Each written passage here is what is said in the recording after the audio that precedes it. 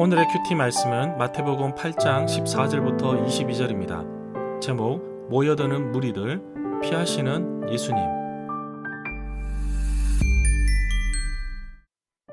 먼저 앞뒤 문맥을 살펴보겠습니다. 예수님께서 산에서 제자들에게 말씀하시고 산에서 내려오셨습니다. 많은 사람들이 예수님을 따라왔습니다. 그 가운데 나병 환자도 있었습니다. 모든 사람들이 기피하고 접촉을 꺼려하는데 나병 환자는 예수님께 나와 주님께서 원하시면 자신을 깨끗하게 하실 수 있다는 믿음의 고백을 합니다. 예수님께서 악성 피부병으로 고생하는 나병 환자에게 손을 내밀어 대시면서 치유하십니다. 예수님께서 가버나움이라는 마을로 들어갔을 때에 로마의 군대 장교 백부장을 만나게 됩니다. 백부장 자신이 아닌 하인, 종, 부하의 질병으로 인해 예수님을 찾아왔습니다. 이방인이었던 백부장의 집에 가는 것은 부정을 입을 수 있기에 유대인도 가기를 꺼려하였지만 예수님은 직접 가서 고쳐주겠다고 하십니다. 그러나 백부장은 예수님을 모실 자격이 안 된다며 말씀만 해주시면 고칠 것이라고 고백합니다. 예수님은 이 사람이 말한 믿음의 고백을 듣고서 그 하인을 고치십니다. 그러자 수많은 사람들이 몰려듭니다. 말씀을 듣기 위해 온 사람도 있겠지만 기적을 보기 위해 구경꾼으로 온 사람도 있을 것입니다. 그 가운데에는 정말 절박한 심정으로 찾아온 사람도 있었을 것입니다.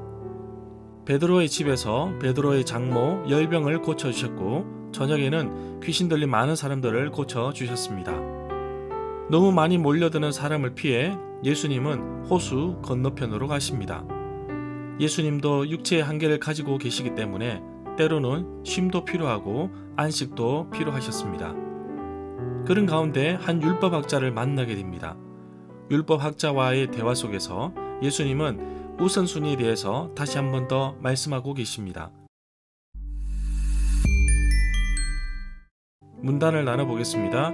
14절부터 17절은 모여드는 무리들, 18절부터 22절은 무리를 피하시는 예수님, 14절부터 15절을 보면 베드로의 집이 가버나움에 있었고 베드로의 장모의 열병을 치유한 사건은 마태복음 8장 14절부터 16절, 마가복음 1장 29절부터 34절, 그리고 누가복음 4장 38절부터 41절에 나옵니다. 마가복음에서는 시몬의 장모로 소개하고 있습니다. 예수님께서 베드로의 장모 손을 만지시니 열병이 사라졌습니다. 그 여자는 일어나서 예수님을 대접하였습니다. 16절에 보면 날이 저물었습니다. 저녁이 되어서 사람들이 예수님께 귀신 들린 사람들을 많이 데리고 왔습니다. 예수님께서 말씀으로 귀신을 쫓아내시고 모든 병자를 고쳐주셨습니다.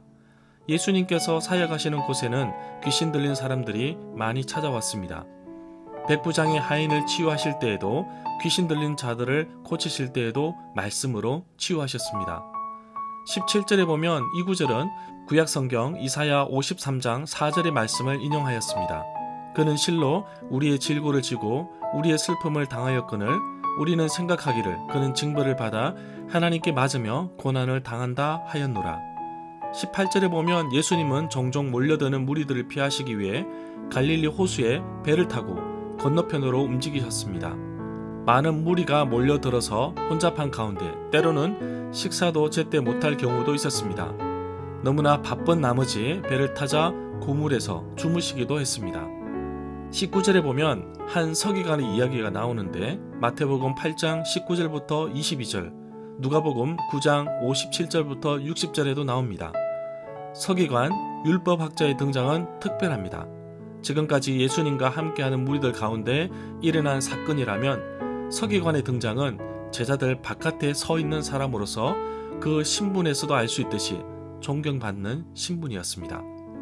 20절에 보면 예수님께서 서기관, 율법학자에게 말씀하셨습니다. 여우도 굴이 있고 하늘을 나는 새도 보금자리가 있으나 인자는 머리 둘 곳이 없도다.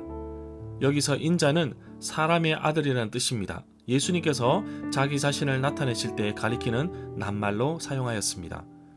21절부터 22절에 보면 또 제자들 가운데 한 사람이 예수님께 주님, 내가 먼저 가서 아버지의 장례를 치르도록 허락해 주십시오 라고 말했습니다. 예수님께서 그 사람에게 말씀하셨습니다. 너는 나를 따라오너라. 죽은 사람의 장례는 죽은 사람들이 치르도록 하여라. 아주 짤막한 글 가운데 예수님을 따르기 위한 사람으로서 결단과 헌신을 끌어내고 있습니다.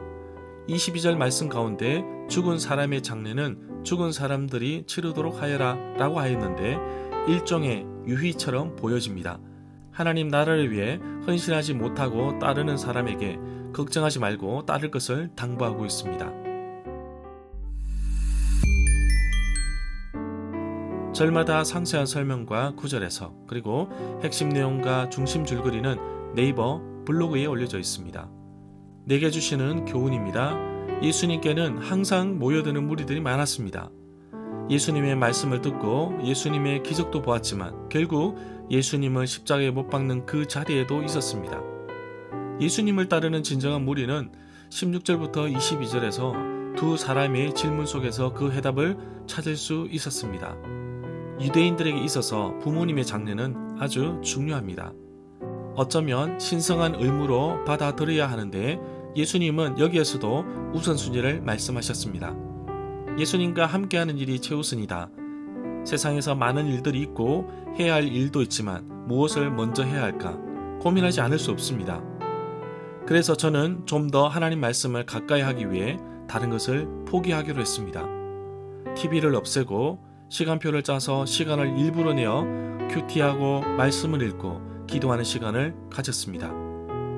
모든 일을 다 할 수는 없습니다. 우선순위를 정하여서 일을 해야 합니다.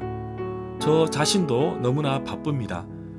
그래서 어쩔 때는 지하철에서 내내 졸기도 합니다. 하나님 말씀을 묵상하고 써내려가고 나누는 삶을 포기하지 않기 위해 오늘도 1시간에서 2시간씩 말씀을 붙잡습니다. 나의 전부가 되시기에 나는 주님을 따릅니다.